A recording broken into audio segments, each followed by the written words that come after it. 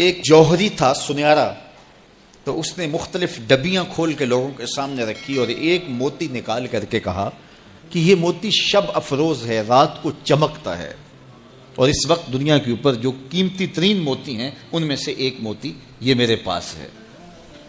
خیر اس نے اپنا سامان سمیٹا تو اس مجلس میں ایک چور بھی بیٹھا ہوا تھا، اس کے دل میں لالچ آ گئی، تو اس نے اس جوہری سے کہا کہ جناب کہاں کے ارادے ہیں؟ تو اس نے کہا کہ میں بمبئی جا رہا ہوں۔ اس نے کہا واہ واہ کیا اچھا ہوا، میں بھی تو بمبئی جا رہا ہوں، تو چلو اکٹھا سفر ہوگا۔ وہ جوہری سمجھ گیا اس کی نیت کے کھوٹ کو کہ یہ میرا ہم سفر تو نہیں ہے، اس کا دل آ گیا ہے اس موتی پہ اور مجھ سے ہر صورت یہ موتی چرانا چاہتا ہے۔ لیکن وہ بھی بڑا سمجھدار تھا، اس نے کہا آ جائیے کوئی بات نہیں۔ سفر چلتا رہا، رات ہوئی، جب سامان اتارا اور سونے کی تیاری کی تو وہ جو اس نیت سے ساتھ ہم سفر بنا تھا اس نے بھی اپنی قمیض اتار کے لٹکا دی، اور اس جوہری نے بھی۔ اس جوہری نے یوں کیا کہ نظر بچا کے وہ ڈبیا قیمتی موتی والی نکال کر کے اس کی جیب میں ڈال دی اور خود بے فکر ہو کے سو گیا۔ جب یہ خراٹے لینے لگا تو چور اٹھا، اس کا سامان ٹٹولا، اس کی جیبیں دیکھیں، سارا دیکھتا رہا، خیر دن چڑھ گیا۔ جوہری اٹھا، اس نے نظر بچا کر کے اس کی جیب میں ہاتھ ڈال کر کے وہ موتی اپنی جیب میں ڈال لیا۔ صبح جب ناشتے پہ بیٹھے تو اس چور نے باتوں ہی باتوں میں بات کی، وہ آپ کے موتی کی چمک شمک نظر نہیں آئی رات کو؟ تو وہ ہنس کے کہنے لگا نہیں میرے پاس ہی تو تھا، اور جیب سے نکال کے سامنے رکھ دیا۔ دل ہی دل میں بڑا حیرت زدہ ہوا، میں نے تو سارا ٹٹولا، یہ اگر کہیں تھا تو مجھے کیوں نہیں ملا؟ چلو آج سے ہی۔ اگلا دن آیا تو پھر اس نے قمیض اتار کے رکھی اور اس نے نظر بچا کے اس کی قمیض میں وہ موتی ڈال دیا اور خود بے فکر ہو کے سو گیا۔ یہ ساری رات اس کے سامان میں، اس کے لباس میں تلاش کرتا رہا اور وہ مزے سے سویا رہا۔ صبح اٹھا اور نظر بچا کے اپنی جیب میں ڈال لیا۔ ناشتے پہ پھر بات کی کہ وہ آج بھی کوئی چمک شمک دکھائی نہیں دی۔ اس نے کہا میرے پاس ہی تھا، جیب میں ہاتھ ڈالا اور سامنے رکھ دیا۔ بڑا حیرت زدہ ہوا، دل ہی دل میں سوچا چلو کل صحیح۔ اس نے پھر ایسے کیا اور یہ ساری رات اس کا سامان ٹٹولتا رہا پوری تفصیل کے ساتھ۔ خیر جب صبح ہوئی تو اس نے پھر نظر بچا کے اپنی جیب میں وہ موتی رکھ لیا تھا۔ تو اس نے پوچھا وہ رات والا موتی آپ کا نظر نہیں آیا جس کو آپ کہتے تھے چمکتا ہے؟ کہا وہ ڈبیا میں رکھا ہے اس لیے چمک دکھائی نہیں دی، تھا تو میرے پاس ہی، اور جیب میں ہاتھ ڈالا اور سامنے رکھ دیا۔ یہ سر پکڑ کے بیٹھ گیا، میں روز اس کی جیب ٹٹولتا ہوں، سامان بھی دیکھتا ہوں، یہ رکھتا کہاں ہے؟ میں نے تو کوئی جگہ نہیں چھوڑی۔ اس نے کہا سچ بتاؤں میں تیرا ہم سفر نہیں تھا، میں چور تھا، میں تم کو بتا رہا ہوں۔ اب آپ میرے بھی استاد نکلے، مجھے اتنا بتاؤ کہ یہ موتی آپ رکھتے کہاں تھے؟ میں ساری رات ٹٹولتا رہا اور 3 دن ہو گئے مجھے، میں نے کوئی گوشہ نہیں چھوڑا، آپ کا سامان کھول کھول کے دیکھا ہے، آپ کا لباس الٹ پلٹ کے دیکھا، لیکن مجھے ملا ہی نہیں، یہ رکھتے کہاں تھے؟ مجھے یہ تو بتاؤ۔ اس نے کہا لوگوں کی جیب میں ٹٹولتے رہے، اپنی جیب میں ہاتھ ہی نہیں ڈالا۔ بلے شاہ اڈدیاں پھڑنے جڑا گھر بیٹھا ہے انہوں پڑھیا ہی نہیں۔ وفی انفسکم افلا تبصرون، کہا تم کہاں اسے ڈھونڈ رہے ہو، ذرا اندر بھی اتر کے دیکھو، اندر اترو گے تو اس کا سراغ مل جائے گا، نہ مسجد وچ نہ مندر وچ، لب یار نو اپنے اندر وچ۔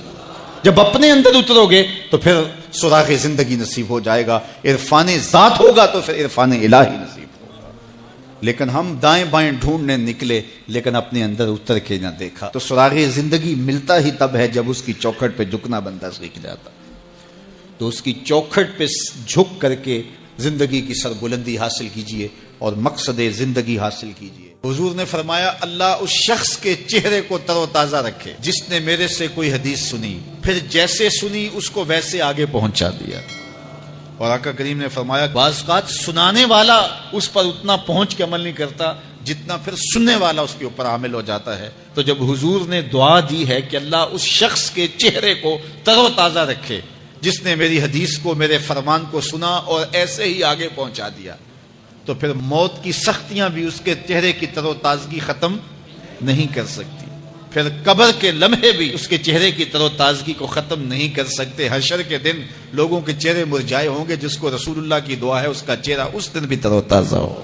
تو حضور علیہ الصلوۃ والسلام کے فرامین کو سننا، دیکھیے جو تفصیلی علوم ہیں ان کو حاصل کرنا، سیکھنا، یہ ہر ایک کے لیے فرض نہیں ہے، لیکن جو ضروریات دین ہیں ان کو سیکھنا یہ فرض عین ہے۔ یہ ہر ایک کے اوپر فرض ہے. اگر کوئی نہیں سیکھتا تو وہ گنہگار ہے. اور اس میں نماز کے مسائل ہیں, روزے کے مسائل ہیں, حج کے مسائل ہیں, زکوٰۃ کے مسائل ہیں. اگر کاروبار کرتا ہے تو بیع و شراء کے مسائل ہیں. اور کفر اسلام کی ضروری باتیں ہیں کہ کفر کیا ہے, اسلام کیا ہے.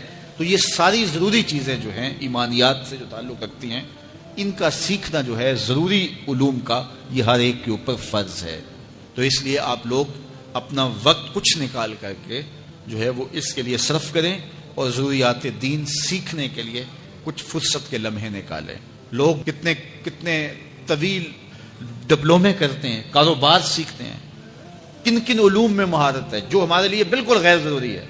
کسی نوجوان کے پاس بیٹھ جاؤ نا تو وہ تمہیں بتائے گا کہ کس کرکٹر نے کس میچ میں کتنے سکور کیے تھے. لوگوں کی یہاں تک معلومات ہیں. اور وہ 15 سال پرانا میچ ہے, اس کے اندر کس نے کتنے آؤٹ کیے تھے, کتنی وکٹیں لی تھیں, کتنے جو ہے وہ اس نے سکور کیے تھے, اور اس کی پوری زندگی کے سکور کتنے ہیں, کیسی کیلکولیشن ہے اور کس قدر لوگوں کا پکا حساب ہے. یہ وہ چیز ہے جس کا نہ دنیا میں فائدہ نہ آخرت میں فائدہ. لیکن دلچسپی ہے نا, جس چیز سے دلچسپی ہو تو وہ چیز خود بخود ازبر ہوتی چلی جاتی ہے. دلچسپیاں انسان کو جو ہے وہ کسی چیز کو یاد کرنے میں مدد دیتی. ایک عرب شیخ کہہ رہا تھا کہ ہم ماضی میں پڑھتے تھے کہ ہمارے اسلاف, ہمارے بزرگ ایک ایک رات میں پورا قرآن ختم کر لیتے تھے. تو وہ کہتا میں سوچتا تھا کہ ساری رات قرآن بندہ پڑھتا رہے تو کس طرح ممکن ہے. تو کہتا میں اپنے بچوں کو دیکھتا ہوں کہ وہ جو ہے وہ موبائل کے ساتھ لگے رہتے ہیں اور فجر کی اذان ہو جاتی ہے تو وہ تب چونکتے اچھا رات گزر گئی. تو میں کہتا ہوں نوجوان کی دلچسپیاں کچھ اور ہیں, اور وہ بھی اس شغف کی وجہ سے ایسا کھبا کہ رات گزر گئی اور اس کو پتہ ہی نہ چلا. تو جن کو قرآن کا نشہ ہو گیا تھا ان کی ساری راتیں قرآن میں گزر جاتی تھی, ان کو پتہ ہی نہیں ہوتا تھا کہ رات بھی گزر گئی ہے, اور اذان ہوتی تو پھر پتہ چلتا کہ اچھا رات گزر گئی ہے. تو یہ شوق اگر پیدا ہو, شوق تو دیکھیے یہ گیموں کا پیدا ہو جائے, کھیلوں کا پیدا ہو جائے, تو وہ انسان کو کیا کچھ سکھا دیتا ہے. اور جس کے سینے میں کتاب اللہ کا شوق پیدا ہو جائے تو پھر کیوں نہ اس کے سینے کے اندر جو ہے وہ طلب کتاب اللہ کی تلاوت کی پیدا ہوگی. تو اپنے سینوں میں علم حاصل کرنے کا شوق پیدا کرو, علم سیکھو, اپنی نسلوں کو سکھاؤ, اپنی اولادوں کو دین سکھاؤ, اپنی اولادوں کو نماز کا خوگر اور عادی بناؤ.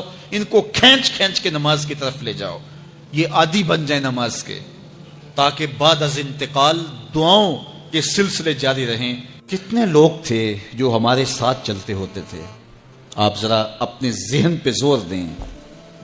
بچپن کے دوست, کلاس فیلوز, کاروباری ساتھی, گلی محلے کے لوگ, رشتہ دار, اعزاء و اقربا, آباء و اجداد, اور کتنے لوگ آپ کے مخالفین, معاندین, یہ ساری فہرست ذہن میں لائیں تو ایک دم خیال پڑتا ہے فلاں بھی چلا گیا, فلاں بھی چلا گیا. کوئی سال کے بعد اچانک کوئی بات یاد آتی ہے تو یاد آ جاتا ہے, کوئی 6 ماہ کے بعد یاد آتا ہے. کئی ایسے لوگ ہیں کہ سال ہا سال بعد یاد, ہاں وہ بھی ہوتا تھا. مٹی کا رزق بن گئے, قصہ پارینہ بن گئے. کہانی تو اتنی سی ہے نا, جو اکڑ اکڑ کے چلتے تھے آج وہ مٹی کا رزق بن گئے ہیں. جو اپنے بدن پہ چٹکی مٹی بھی نہیں پڑنے دیتے تھے آج ان کے کفن بھی تار تار ہو گئے. حضرت غوث اعظم فرماتے ہیں قبرستانوں میں جا کے دیکھو کیسے کیسے حسینوں کی مٹی خراب ہو رہی ہے. اللہ اکبر, بدن خاک میں مل گئے, ہڈیاں چور چور ہو گئی, ریزہ ریزہ ہو گئی. قبروں کے نشان بھی مٹ گئے, کتبے بھی ٹوٹ گئے. مٹ گیا مشتاق دل سے رنگے یاد رفتگاں, پھول مہنگے ہو گئے, قبریں پرانی ہو گئی. کون کسی کو یاد کرتا ہے؟ اور اسی طرح ہم مل کے مٹی کا رزق بننے والے ہیں, لیکن کوئی ایسا کام چھوڑ جائیں گے, اپنے رب سے جڑ جائیں گے, اپنے رب کے بندوں سے جڑ جائیں گے, رسول کریم کے دامن کو تھام لیں گے, تو پھر موت بھی مرنے نہیں دے گی.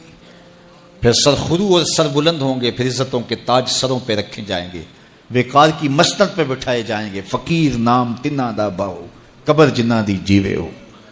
پھر قبروں پہ بھی چراغاں ہوگا جب ہم ان سے جڑ جائیں گے. تو یہ مختصر زندگی کی تمام تر لطافتوں کے حصول کے ساتھ گزرنی چاہیے. کتنے نوجوان ہیں جنہوں نے اپنی توبہ کو مؤخر کیا تھا بڑھاپے کے لیے, اور آج قبرستانوں میں دفن ہیں.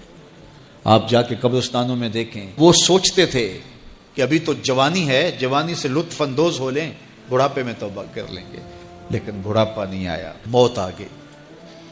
موت تو برحق ہے، یہ تو آ کے رہنی ہے، لیکن بڑھاپا لازمی نہیں ہے کہ ضروری آئے۔ حضرت امام غزالی نے ایک بڑی خوبصورت بات لکھی، فرماتے ہیں معاشرے میں نظر دوڑا کے دیکھو، زیادہ بچے ہیں، زیادہ جوان ہیں یا زیادہ بوڑھے ہیں؟ تو کہا آپ کو بچے زیادہ ملیں گے۔ ہر گھر میں دیکھ لیجئے، بچے زیادہ ہوں گے، جوان ان سے کم ہوں گے، بوڑھے ان سے کم ہوں گے۔ تو اگر بوڑھے تھوڑے ہیں، جوان زیادہ ہیں، تو غزالی فرماتے ہیں پھر بات سیدھی سیدھی ہے، بڑھاپے تک کوئی کوئی پہنچتا ہے، زیادہ جوانی میں چلے جاتے ہیں۔ اور کہا کہ اگر جوانوں سے بچے بھی زیادہ ہیں تو پھر اس کا مطلب بھی سیدھا سیدھا ہے کہ جوانی تک سارے نہیں پہنچتے، بہت بچپن میں چلے جاتے ہیں۔ غرہ کس پہ، ناز کس پہ، غرور کس پہ، تکبر کس پہ؟ تو یہ مختصر زندگی جو اللہ کی امانت ہے، اس کو اللہ کے نام پہ گزارو۔ جو بیت گئی وہ بیت گئی، وہ تو منہا ہو گئی زندگی سے۔ وہ مجھے رات سے کچھ لوگ میسج بھیج رہے ہیں کہ آج 16 مارچ ہے اور آپ کا پیدائش کا دن ہے، مبارک ہو، اللہ سب کو جزا دے۔ لیکن میں آج اپنی چھوٹی بیٹی کو بھی کہہ رہا تھا، وہ مجھے بولی کہ ابو آپ کو مبارک ہو۔ تو میں نے کہا کہ آپ ہاتھ اٹھا کے اللہ کی بارگاہ میں دعا کرو کہ اللہ آپ کے باپ کے 46 سال کے گناہ معاف کر دیں۔ یہ تو زندگی گزر گئی ہے، 46 سال میرے ہاتھ سے نکل گئے ہیں، میں الٹا بھی لٹک جاؤں تو یہ میرے ہاتھ نہیں آ سکتے۔ اگر میں نے اچھے گزارے ہیں تو مجھے مبارک ہو، اگر قبول ہو گئے ہیں، اور اگر اچھے نہیں گزرے تو مجھے توبہ کرنی چاہیے، زندگی کی کوتاہیوں سے توبہ کرنی چاہیے۔ ہم سمجھتے ہیں ہم بڑے ہو رہے ہیں، حقیقت میں ہم چھوٹے ہو رہے ہیں۔ ہم اپنی زندگی کے اہداف طے کریں، زندگی کے مقاصد طے کریں، ساری زندگی اس کے گرد سفر کرنی چاہیے۔ کئی لوگ ساری زندگی گزار دیتے ہیں، ان کو ساری زندگی راستہ ہی نہیں ملتا کہ جانا کدھر ہے۔ وہ کیوں؟ وَأَضَلُّوا السَّبِيلَ، اللہ فرماتا وہ بھٹکے ہوئے مسافر ہوتے ہیں۔ اللہ سے راستہ مانگو، آہستہ چلو لیکن منزل کا تعین کر کے بڑھو، بڑھتے رہو، منزل تمہارا استقبال کرے گی۔ آج مشکل ہے تو کل آسانیاں ہوں گی۔ تو یہ زندگی تیزی کے ساتھ کٹ رہی ہے، لمحہ لمحہ میں اور آپ موت کے قریب ہو رہے ہیں۔ قبل اس سے کہ وہ وقت آئے کوئی حجت باقی نہ رہے، مجھے اور آپ کو اپنی آخرت کی تیاری کی کوشش کرنی چاہیے۔ اور میاں کوئی بہت زیادہ کھا لیتا ہوگا تو وہ کتنا کھا لیتا ہوگا؟ 1 کلو کھا لیتا ہوگا، 2 سیر کھا لیتا ہوگا، لیکن شیر پورے کا پورا جانور ہڑپ کر لیتا ہے، ہاتھی چھوٹا پورا درخت ہڑپ کر لیتا ہے، تو کھانے میں تو وہ پھر ہم سے کثرت رکھتے ہیں۔ یہ کتنے کتنے جانور ہیں جنہوں نے کتنے خوبصورت اپنے لیے گھونسلے بنائے ہوتے ہیں۔ تو یہ مقصد نہیں زندگی کا، یہ ہماری ذیلی ضروریات ضرور ہیں لیکن مقصد زندگی کا نہیں ہے۔ اکبر الہ آبادی نے کہا تھا نا، کیا بتائیں احباب کیا کار نمایاں کر گئے، کیا بتائیں احباب کیا کار نمایاں کر گئے، بی اے کیا، نوکر ہوئے، پینشن ملی اور مر گئے۔ کیا یہ زندگی ہے؟ کہتے جی فلاں بندہ رزق حلال کماتا ہے، کسی کو ضرر نہیں دیتا، بس ٹھیک ہے، اچھی بات ہے، لیکن یہ کام تو چونٹی بھی کرتی ہے۔ صبح اپنی بل سے نکلتی ہے، اپنی خوراک ڈھونڈتی ہے، کسی کو ضرر نہیں پہنچاتی۔ چونٹی کا مزاج دیکھا ہے کہ وہ آ رہی ہے تو آگے آپ کو چیز رکھتے تو وہ راستہ بدل لیتی ہے، وہ مزاحمت بھی نہیں کرتی، خود کھاتی ہے، بچوں کو کھلاتی ہے، موسم برسات کے لیے جمع بھی کر لیتی ہے۔ اور یہی اگر وظیفہ حضرت انسان کا ہو تو پھر یہ اشرف کیسے ہے؟ یہ ایک وظیفہ تو چونٹی بھی ادا کرتی ہے۔ گھونسلے تو اچھے جانور بھی بنا لیتے ہیں، یہ اچھا گھر بنا لیا تو یہ کامیاب کیسے ٹھہرا؟ اس کی زندگی کا کوئی مقصد تھا۔ یہ اشرف المخلوقات ہے، فرشتوں کی پیشانیاں اس کے آگے یوں ہی نہیں جھکائی گئی، اس کو شعور و فہم سے یوں ہی نہیں نوازا گیا، اس کو امانت یوں ہی نہیں سونپی گئی۔ وہ امانت جس کو پہاڑوں پہ پیش کیا تو پہاڑوں نے کہا ہم نہیں اٹھا سکتے، چٹانوں پہ پیش کیا گیا انہوں نے کہا ہم نہیں اٹھا سکتی، آسمانوں پہ پیش کیا گیا آسمان کہتے ہمارے بس کا روگ نہیں، زمین نے کہا میری چھاتی تو بہت چوڑی ہے لیکن یہ بار امانت میں نہیں اٹھا سکتی، سمندروں نے کہا ہمارے بس کا روگ نہیں ہے، فحملها الانسان، انسان نے کہا یہ بار امانت میں اٹھاؤں گا، یہ بوجھ میں اٹھاؤں گا۔ تو اس نے یہ ذمہ داری خود لی ہے، خود قبول کی ہے، اس نے، یہ مکلف ہے۔ باقی مخلوقات مکلف نہیں ہیں، غیر مکلف ہیں، یہ مکلف ہے۔ یہ اپنے مقصد کو سمجھے، زندگی کے اہداف طے کریں، زندگی کے مقاصد طے کریں، ساری زندگی اس کے گرد سفر کرنی چاہیے۔ پاگلوں کی طرح کبھی ادھر سر اٹھا کے چل پڑیں، کبھی ادھر سر اٹھا کے چل پڑیں، اللہ سے راستہ مانگو۔ اور جس کو یہ نصیب نہ ہوا، دیکھیے آپ نے یہاں سے لاہور جانا ہو تو سب سے پہلا کام آپ کو کیا کرنا ہوتا ہے کہ رخ سیدھا کرنا ہوتا ہے۔ اگر آپ نے لاہور جانا ہے تو آپ کو یہاں جنوب کا رخ کرنا ہوگا، تو پھر آہستہ آہستہ بھی چلیں گے تو ایک دن پہنچ جائیں گے۔ پیدل بھی چل نکلیں گے پھر بھی پہنچ جائیں گے، سائیکل پہ جائیں گے پھر بھی پہنچ جائیں گے، موٹر سائیکل پہ جائیں گے پھر بھی پہنچ جائیں گے، گاڑی اور جہاز پہ جائیں گے پھر بھی پہنچ جائیں گے۔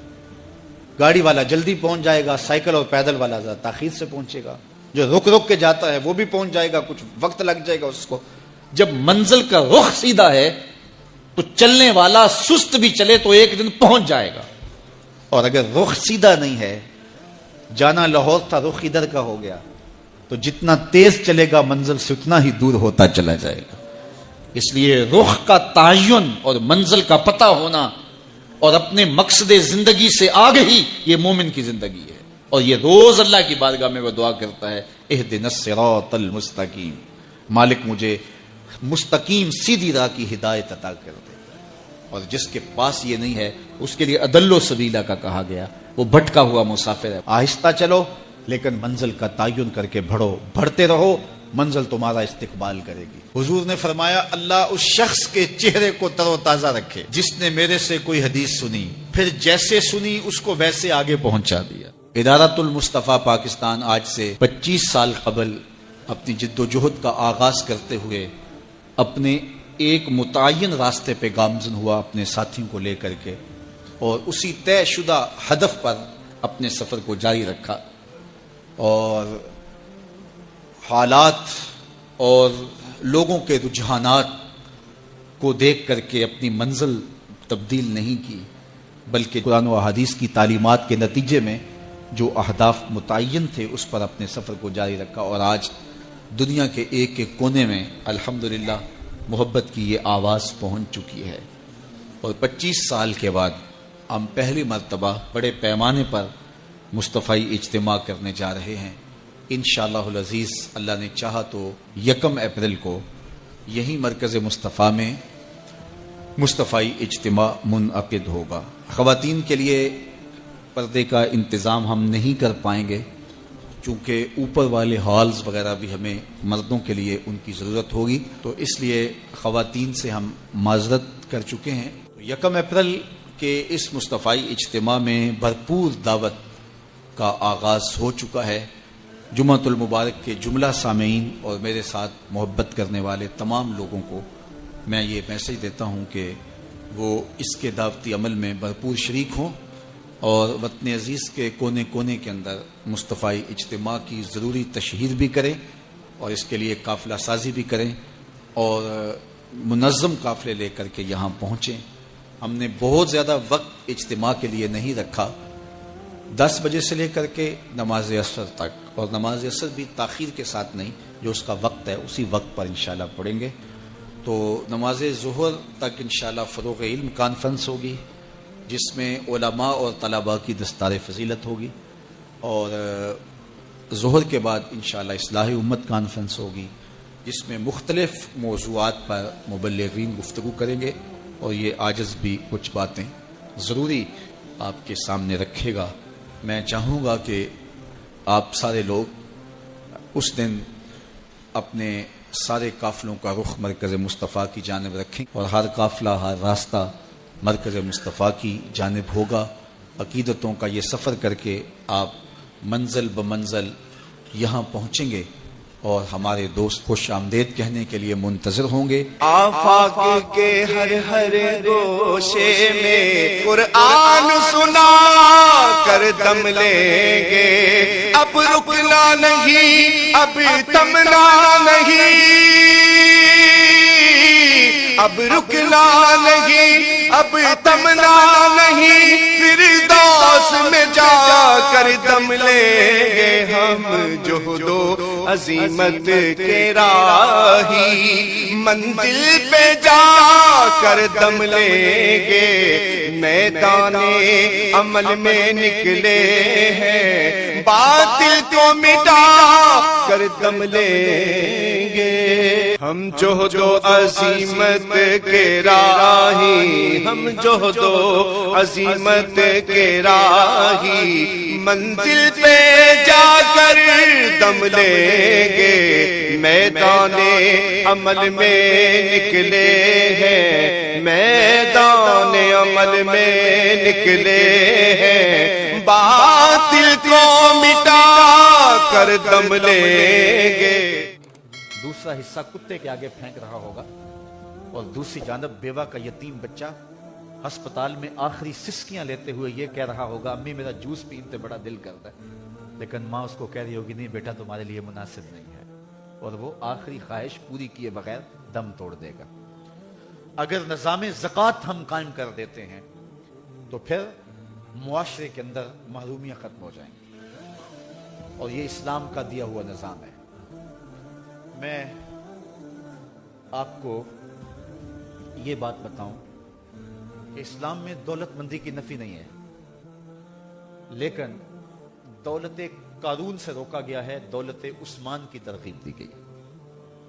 3 نیتوں کے ساتھ رزق کمانا اور رزق بھی حلال ہو مشروع ہے۔ پہلی نیت اپنے آپ کو سوال سے بچانا، تو مجھے مانگنا نہ پڑ جائے، کسی کے آگے ہاتھ نہ پھیلانا پڑ جائے۔ دوسری نیت اپنے بچوں کی کفالت کرنے کی نیت۔ تیسری نیت معاشرے کے اپاہج، کمزور یا جن کا کوئی کمانے والا نہیں ان کی مدد کرنے کی نیت۔ ان 3 نیتوں سے حلال کمایا تو شریعت میں محمود ہے، اور سچا تاجر کل قیامت کے دن نبیوں کے ساتھ اٹھایا جائے گا۔ یہ بہت بڑی بات ہے، لیکن نیتیں یہ 3 ہوں اور رزق بھی حلال ہو۔ اگر نیتیں یہی ہیں لیکن رزق حلال نہیں ہے، ڈاکہ اس لیے کیا کہ غریب بچیوں کی شادی کر دوں، تو نیت اچھی ہے لیکن عمل اچھا نہیں ہے۔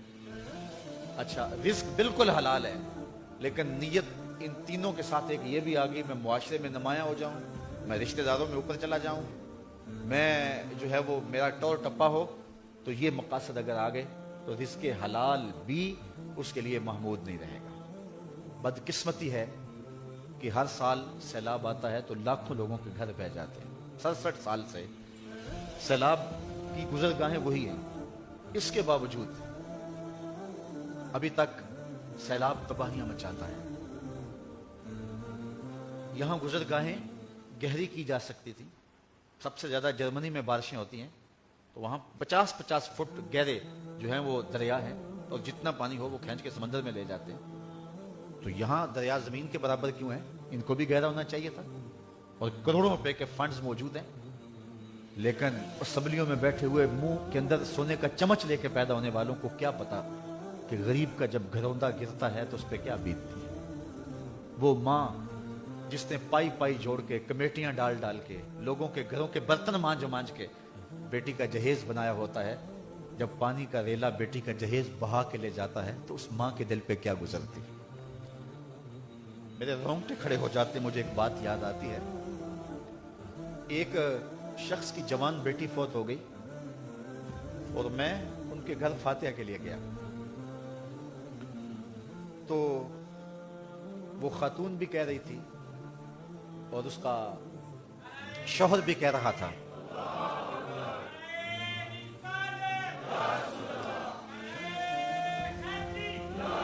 جوان بیٹی کے فوت ہونے کا دکھ اس کا اظہار ہو رہا تھا، اور ساتھ انہوں نے جو بات کی اس سے آپ معاشرے کا اندازہ لگا سکتے ہیں کہ ماں کہہ رہی تھی بیٹی چلی گئی، میری بڑی لاڈلی بیٹی تھی، بہت کچھ اس نے کہا، تو پھر آخر میں کہا چلو اللہ بہتر ہی کرتا ہے، اس کا جو جہیز بنایا تھا چلو چھوٹی کے کام آ جائے گا۔ تو مجھے بتائیں کہ یہ ہے معاشرے کی محرومیاں، جب وہ ڈور ڈنگر جو 5-5 سال سے پال کے جوان کیے ہوتے ہیں اور بوڑھے باپ کی آرزو ہوتی ہے ان کو بیچ کر کے ہم بیٹی کی شادی کر دیں گے، جب پانی میں بہ جاتے ہیں تو اس کیفیت کو وہ نہیں جان سکتے جو ایوانوں میں بیٹھے ہیں۔ سکھیے دی گل سکھیا سن کے اتنا خوش نہ ہوندا، دکھیے دی گل دکھیا سن کے ہنجو پر پر ہوندا۔ تو میاں صاحب فرماتے ہیں اصل یہ دکھیا ہی جان سکتا ہے کہ کیفیت کیا ہوتی ہے۔ کاش کہ ہمارے آیان اقتدار کو یہ توفیق نصیب ہو کہ پشتوں کے لیے جو اربوں روپے پڑے ہیں اسے جو ہے وہ بند باندھے جائیں، اور جو ہے وہ پانی کی آبی گزرگاہیں جو ہیں ان کو گہرا کیا جائے، اور ہر سال یہ ظلم اور یہ زیادتی نہ ہو۔ آفتیں تو آتی ہیں، تمام ممالک میں آتی ہیں، لیکن اس طرح کے نقصان نہیں ہوتے۔ یہ ہماری ناحکمتی کا نتیجہ ہے۔ پھر اشک شوئی کے لیے ہم جو ہے وہ انہیں کچھ کر رہے ہوتے ہیں، اور وہ بھی وعدوں تک جو ہے وہ حاصل ہوتا ہے، اس کے آگے کچھ نہیں ہوتا۔